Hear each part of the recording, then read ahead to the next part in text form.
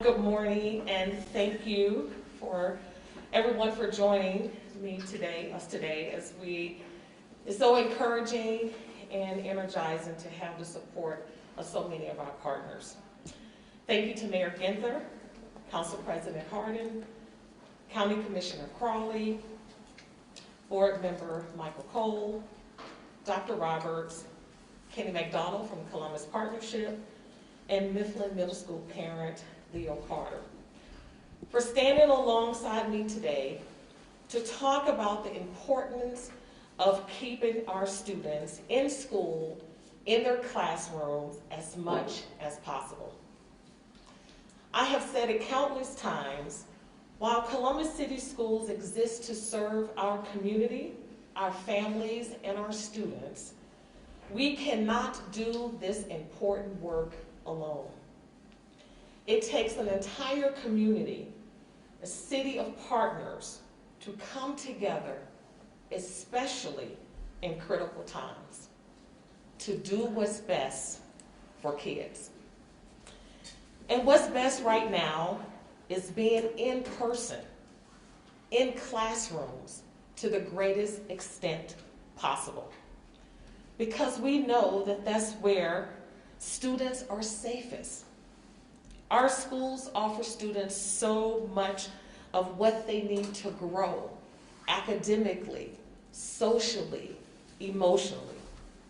And that's due to our outstanding educators, principals, support staff that we have in our school buildings. What's happening in Columbus right now is not unique to Columbus. It's happening all over the United States.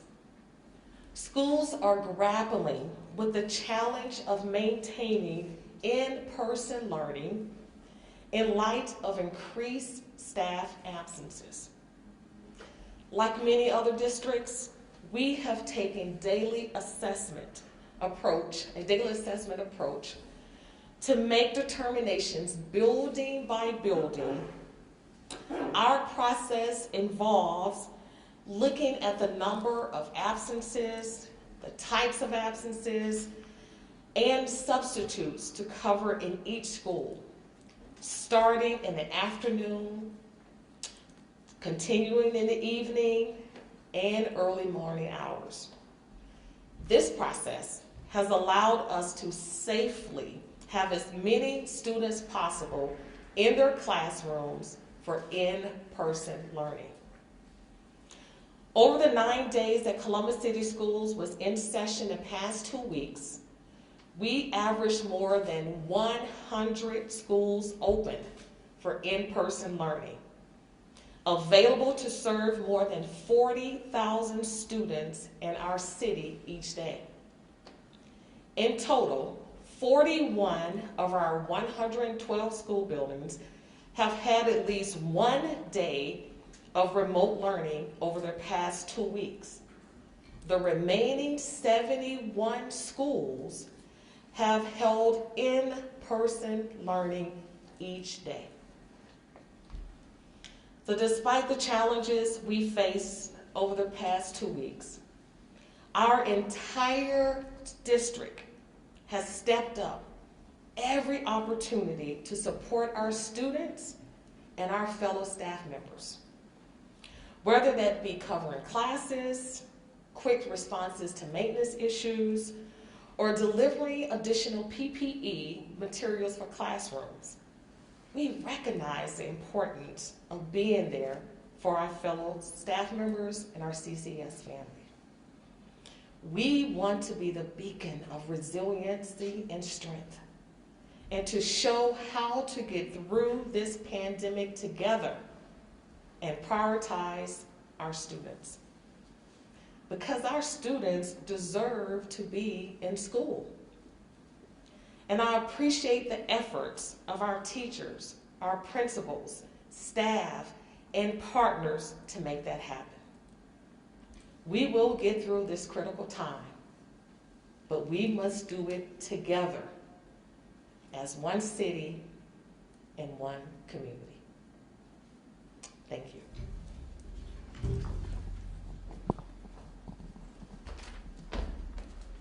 Good morning or good afternoon, and thank you, Dr. Dixon, for those words. I want to thank this partnership here between City Hall, the county, and so many others who are vehement about supporting our young people, our children, being in a school building.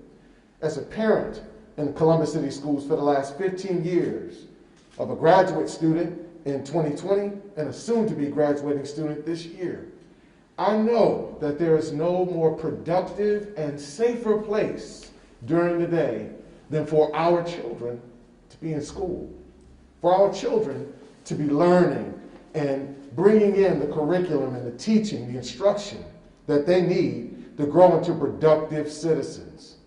At the end of the day, we want to ensure that our staff are safe, that we have effective transportation working, that we have buildings that are safe, warm, and dry. And we have been vigilant to that effect. We have. I want to ensure that this partnership shows its strength and its bond and what our district calls the power of one, Dr. Dixon, the power of one. The power of one community coming together to ensure that what is best for our children is put into effect. I'm thankful again for this partnership. I look forward to our continued support of each other and moving forward this power of one in Columbus City Schools that makes us a place that makes each student highly educated, prepared for leadership and service, and empowered for success as citizens of the global community. God bless you.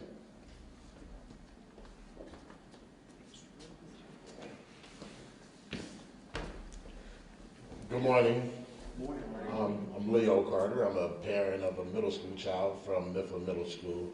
And I stood here today to give you guys my thoughts as far as why I feel it's very important for our kids to remain in school.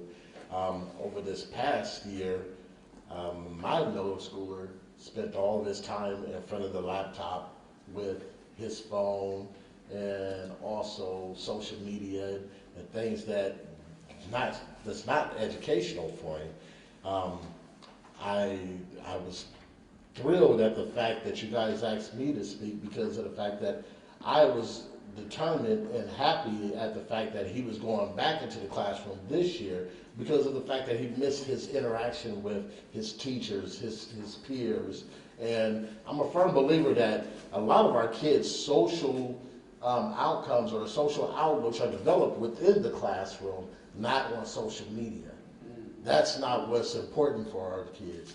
And a lot of our kids aren't learning what they need to learn from being remote because they don't have that personal interaction. They can't just stop and ask the teacher, well, I'm not understanding. Can you help me?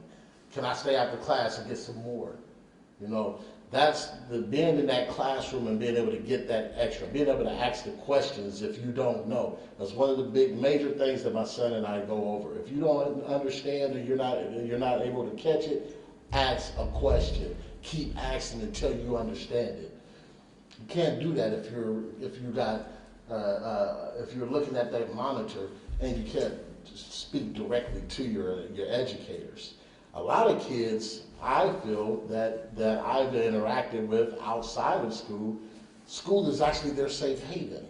Some children don't have it at home, that support system that's going to help them where they can get answers to questions that their parents, unfortunately, may not know. They can't get it directly from their parents. They need that classroom interaction. And the staff at Mifflin Middle School have been so convenient for me as a parent.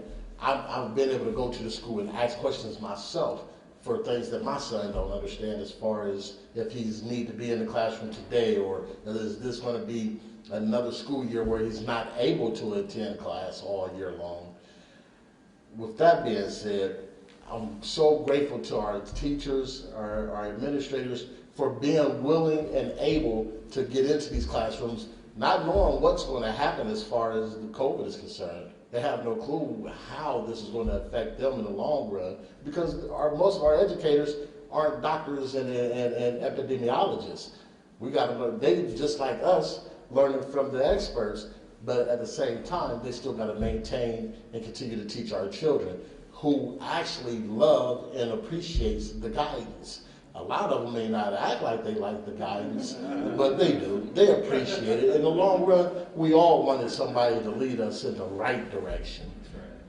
And so with that being said, to Columbus Public Schools, Mayor Gither, and all of those involved with educating my son, I'm grateful, and I hope that we can continue to keep them in the classroom. And with that, Mayor Gither. Thank you, Mr. Carter. Thank you. Pretty powerful. That's why we wanted a parent to come. Mr. Carter and I realized we were both Dominion Middle School Blue Devils. We missed each other by a couple of years, but he went off to West and I to Whetstone, but we share that in common. I want to thank Dr. Dixon and Board Member Cole for your commitment to keeping our schools open, and for all the perspectives you're going to hear today. So regardless of your viewpoint on things, vaccines, political considerations, right, left, liberal, conservative, we all agree there are three things, right? Keep our kids in school, keep the economy open, don't overwhelm our health systems for our neighbors who are in need. We know the best way to do those three things is to get vaccinated, get your booster, wear a mask, especially indoors, keep our social distance when we can. I know we're all exhausted and tired and frustrated with this pandemic. It has been a tough 2 years for everyone. Just ask a nurse or a doctor who have never, ever gotten a break.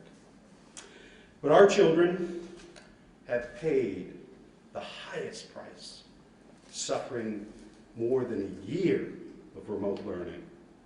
We know the toll it has taken on them, not just academically, but socially, mentally, and emotionally, as Mr. Carter spoke to.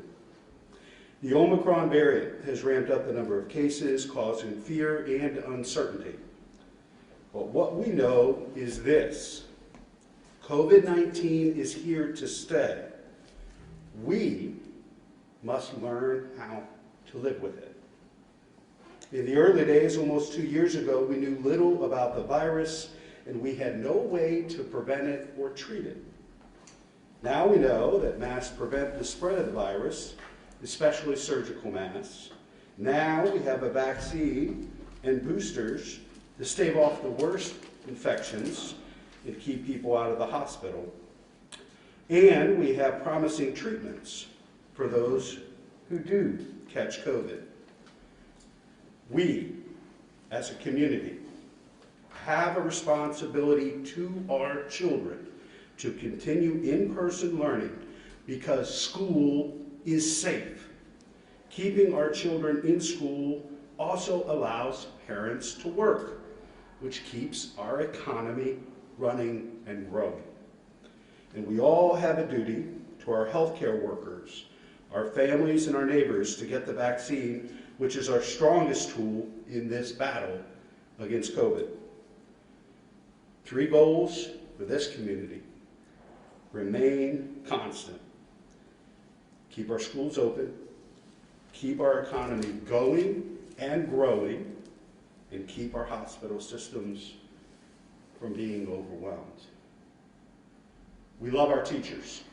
Some of the most important people in my life growing up in Columbus City Schools were our teachers. We know it's safe for our teachers. We advocated, those of us on the steps here, for our teachers to go to the front of the line when the vaccine was available so we could reopen our classrooms safely. We love and support our teachers and know how critically important they are, as are our bus drivers, our teaching assistants, those who work in food service, all critical components. And that's why we're here today. Our kids deserve our very best, even in the most trying of circumstances. And that's why we're so supportive of being in person for our young people. Now to talk about the public health impacts and the safety of in-person learning, Please welcome our great warrior in this battle, Dr. Mashika Roberts.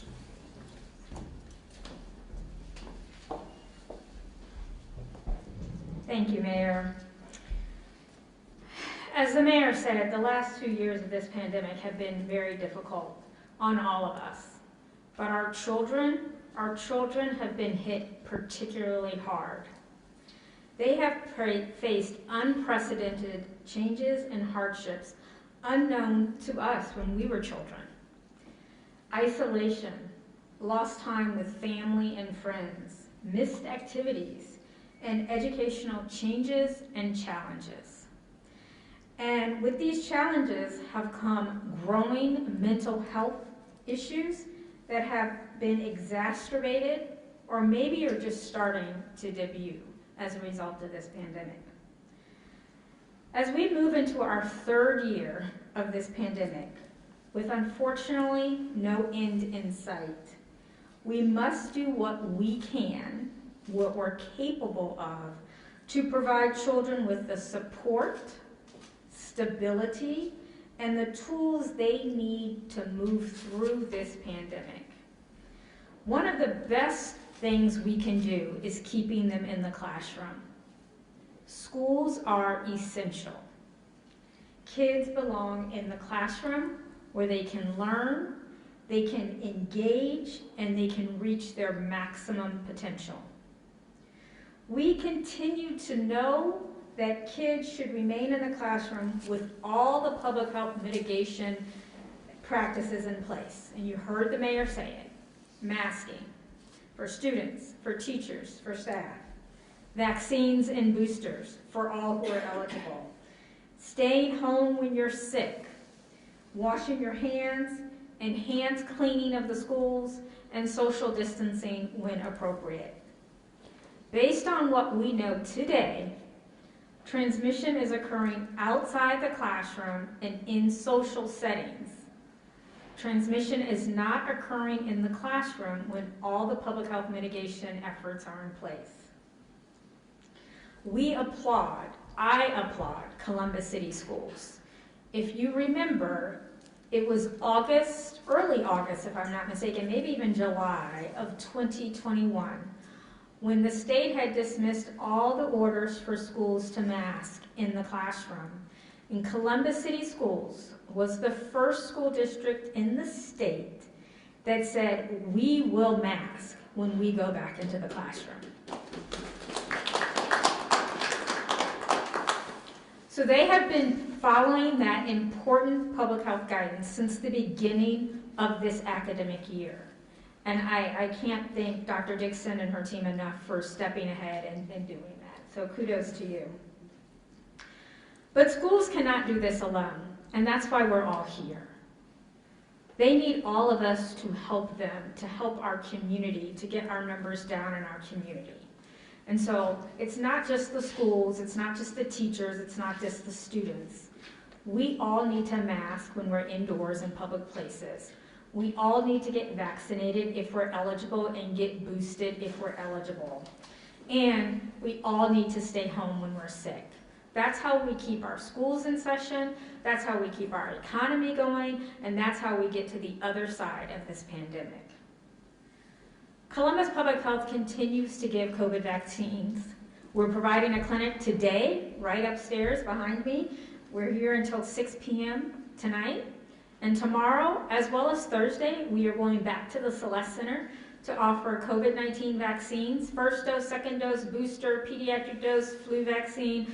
Any vaccine you want for COVID or flu will be available at the Celeste Center Wednesday and Thursday of this week. And we will be there from 9 to 6 p.m.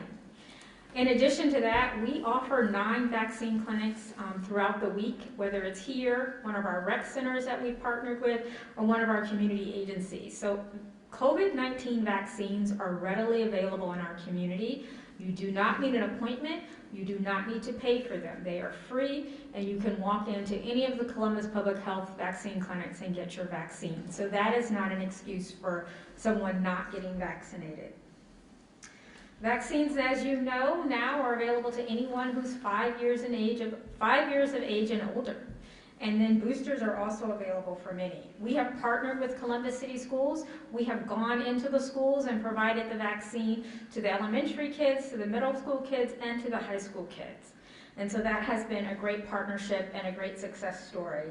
So we have made this available and will continue to make this vaccine available for all who are eligible. Columbus Public Health will continue to do our part. But I challenge everyone who's listening, we need you to do your part. And your part, again, includes masking, vaccinating, keeping your distance, and staying home when you're sick. So please, please join us.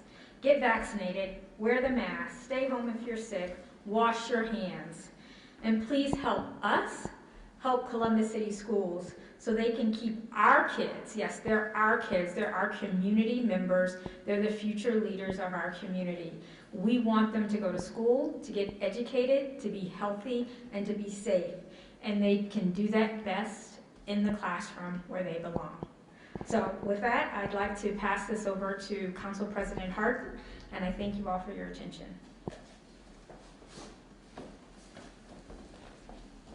Thank you, Dr. Roberts. Thank you for hosting us, and thank you to you, your team, and all of those who have been working for 2 years straight to keep our community safe. I want to say thank you to the mayor for pulling together this partnership, the power of one that School Board Member Cole talked about. And really, we come together to, one, say thank you. Thank you to the leadership of Columbus City Schools. Thank you to the bus drivers. Thank you to the teachers. Thank you to the parents. This is hard. This has been hard, but we are getting through it. Secondly, I want to say that just like we were 2 years ago, when we realized that the safest thing for our kids to do were to close schools, we listened to the science, and it was a tough thing to do, but we followed the science and we did that. Fast forward 2 years now, knowing what we know now, having the mitigation tools that we have now, the science is saying that the safest place for you and our children to be is in schools. And so just like we had to follow the science at the beginning of this thing, it is that crucial that we follow the science today. I can't give you a better public health advice than Dr. Roberts, or give you our community better insight to what's happening in our schools than Dr. Dixon. But I can say this clearly, that schools should remain open, and we're going to get through this. Early hotspots like New York City are now seeing declining positivity rates and overall case counts. And this doesn't mean that folks in New York or folks right in here in Columbus can relax. It's the opposite. We have to continue to do the things that work. The face mask, the vaccinations, the social distancing when we can. But our community will get through this, and we will get through this together. To wrap up, just have a couple asks. First, to Central Ohio communities. Columbus has a mask mandate for public spaces. If you're a city council member or a city manager in Central Ohio, please put a mask mandate in place. We know this works. It keeps us safe. It keeps our economy open.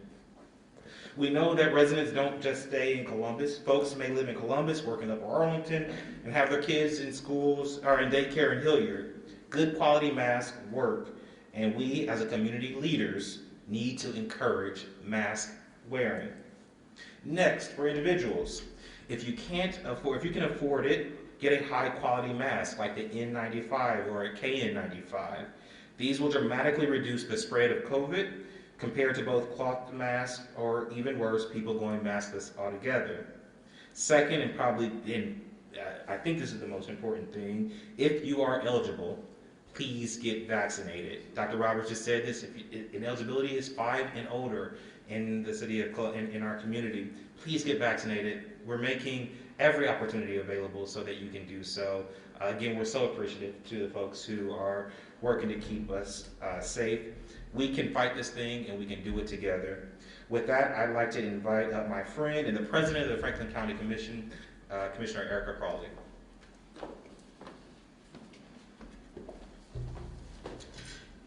Thank you, President Hardin. I want to say thank you, like my other colleagues, to the mayor for bringing us together. Thank you, Dr. Roberts, for continuing to lead us through this pandemic safely. Thank you, Dr. Dixon and Board Member Cole, for your leadership. We know that you have tough decisions to make, and it's not easy, but you make them anyways in keeping our children and our community at the forefront. Thank you, Mr. Clark, for your perspective, and of course, President Hardin, for your ongoing leadership. And I'll introduce my friend Kenny McDonald in a second to talk about his commitment from the business leadership perspective. But I just want to say what you continue to hear throughout this press conference is that we want our children to thrive. That is our #1 priority. And I want to say thank you to the teachers, to our service, our food service workers, to our bus drivers. As the mayor said, we appreciate you, we support you, and we know that it's hard to go into the classroom and deal with this pandemic, but we don't always have to like a decision for it to be the right one. And so I just want to say thank you to everyone for being here this morning and being willing to continue these conversations and talk about these important issues and the responsibility that we have for caring for and educating our children and youth. There is no doubt that the pandemic has been incredibly difficult on our young people. We have heard from the students. I am a mother of twin girls, have navigated this pandemic with them at home and now in the classroom, back in the classroom, and I get that it is difficult, not just mentally, but emotionally and socially. It is hard. From the disruption of normal educational growth to social isolation from their peers, our kids have been one of the most impacted groups, especially our kids who are already facing economic and social disadvantages. COVID cases continue to rise in Franklin County, and my colleagues and I at the Board of Commissioners have taken this situation seriously. We continue to fully support Franklin County and Columbus Public Health, as well as the other health professionals by following and funding the latest health guidelines.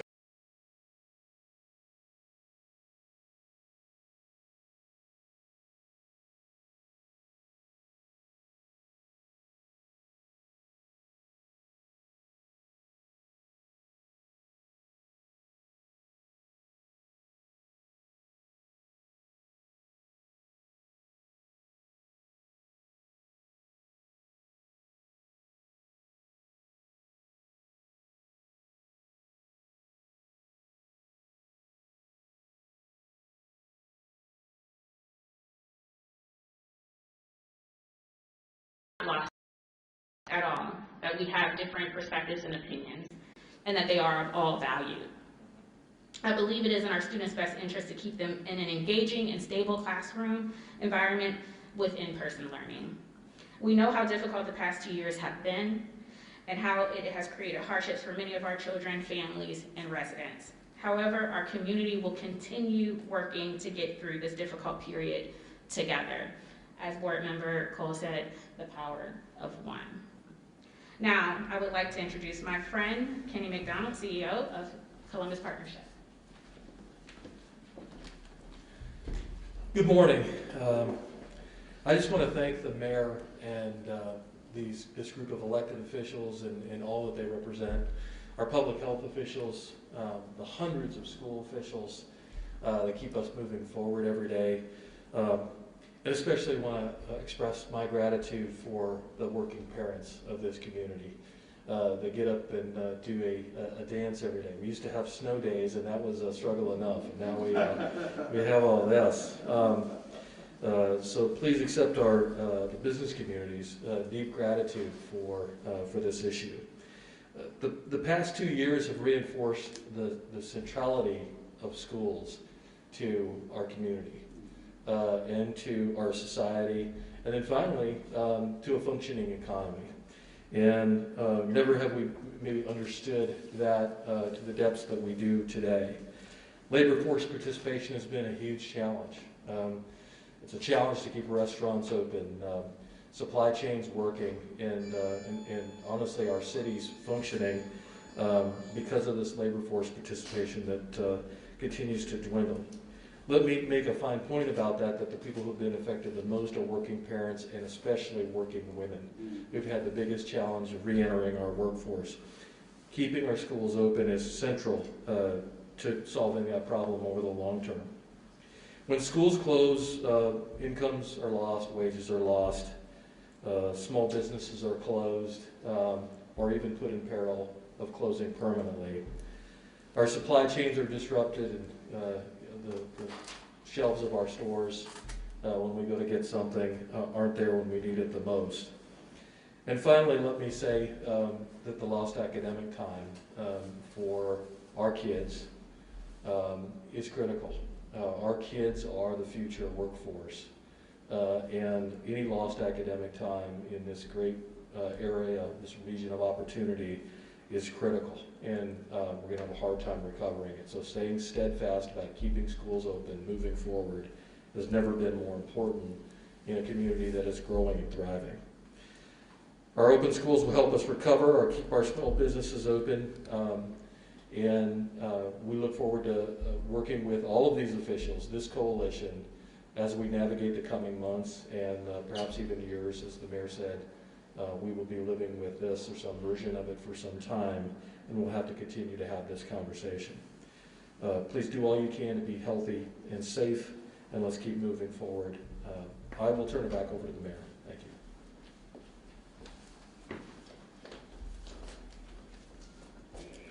Thank you, Kenny, and thank you for all of our speakers here today. And again, we know from a public health standpoint, from a community standpoint, that the safest and healthiest place for our young people to be is in the classroom with teachers, with all the mitigation efforts that have been put in place by Dr. Dixon and her team under the advisement and guidance of Dr. Roberts and her team. These things are absolutely critical. And again, regardless of where you stand on any number of issues and worldviews, we know we all share these three things in common. Keep our schools open, keep our economy going and growing, and making sure that our health systems are able to care for our neighbors when they need it the most. We'll be happy to take any questions. Good morning, Kevin. Good morning, Mayor. The teachers union doesn't share your opinion. 2,000 some odd teachers have said they'd like a 2-week pause. There seems to be an impasse between what you're saying and what the teachers are saying. How do we resolve that? Well, I'll let Dr. Dixon speak to this as well. I don't think there's really an impasse. I mean, we love and support our teachers, and that's why we all advocated to the governor, all of us here today, that they move to the front of the line, quite honestly, in front of police officers and firefighters to get the vaccine so we could reopen our schools safely. We believe the mitigation efforts that are being implemented by the district under the advice of public health experts make our classrooms safe. And so if there are things, and I think there's some things that have been shared by the CEA with the district. I know Dr. Dixon and her team continue to work on those things, but we believe with the mitigation efforts based on the science, based on what's in the best interest of children, that in-person instruction are the most important. Dr. Dixon? Thank you, and I agree. We understand that there are concerns from many people, and we have those mitigation strategies in place. And as Dr. Roberts and others have stated, this virus will be here. And so we believe that in-school person is the safest place for our students, and we will continue to advocate for that. We have the mitigation strategies in place. We've addressed the multiple issues from various team members, and we will continue to work together to make sure that if it's any other thing that we need to address or correct, we will continue to do that. But right now, we know, and this data that I gave you earlier states that we've had over 100 schools in person learning at 100 schools. And so we believe that's the best place for our students. We know that is it perfect? No, we're not in a perfect world, right? But we're going to continue to make sure that we advocate on behalf of our students, make sure that our classrooms are safe for our teachers and our students and our parents. So we will continue to work together. How do you plan on convincing those members of the union that it is a safe place to them? They don't believe it is. We will continue to make sure that we have our mitigation strategies in place. We will continue to make sure that we're addressing any of the concerns from any member of our organization, and we will continue to work together to make sure that students are in class and in-person learning is prioritized. That's where it should be, and our teachers are making sure that that happens. Our students need them. And we know that in-person learning is best for our students. So again, as I stated, if there's anything that we need to continue to address, I stated earlier that we were providing additional PPE where needed and were requested. We just deployed 2 weeks ago 45,000 KN90 and KN95 masks for our teachers. Anything that our teachers need, we're providing it, along with our school nurses. Our school nurses have been instrumental in making sure that we keep our classrooms open. And so we all have to work together. We're a large organization, over 9,000 employees, serving over 20,000 plus families. So we understand that our organization is large.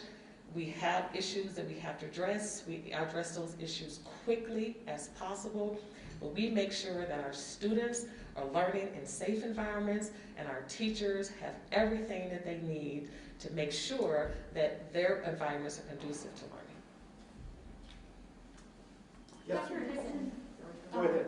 Dr. Dixon, how confident are you in staffing levels coming up here? I know that students are not in the classroom today, but teachers are with their PDE day and their day tomorrow as well. Have you been tracking attendance this week as well for teachers?